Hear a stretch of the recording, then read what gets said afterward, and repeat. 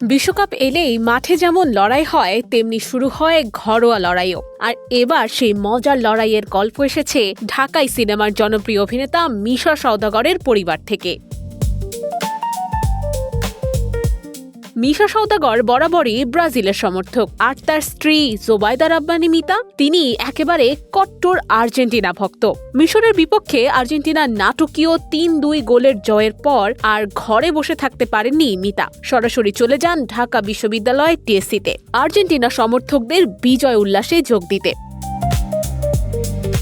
মিতা জানান, ম্যাচের এক পর্যায়ে যখন আর্জেন্টিনা ২-০ গোলে পিছিয়ে ছিল তখন তার মনে হচ্ছিল সব শেষ, এমনকি প্রিয় দলের জন্য দোয়াও করেছিলেন। কিন্তু এরপরই মেসিদের দুর্দান্ত প্রত্যাবর্তন। উচ্ছ্বাস প্রকাশ করে তিনি বলেন, মেসি আবারও প্রমাণ করেছে মেসি মেসি।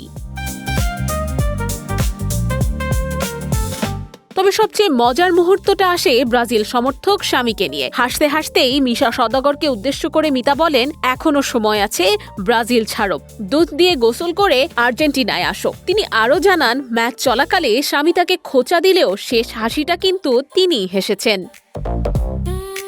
বিশ্বকাপে ফুটবল যেমন আবেগের, তেমনি এমন বন্ধুত্বপূর্ণ খুনসুটি আর হাসি ঠাট্টাও খেলারই সবচেয়ে সুন্দর দিক। আর সেই আনন্দের রঙেই এবার রাঙিয়ে দিলেন মিশা সওদাগর আর জোবাইদা রাব্বানী মিতা। নুসরাত অনন্যা, ডেস্ক রিপোর্ট, এদিন।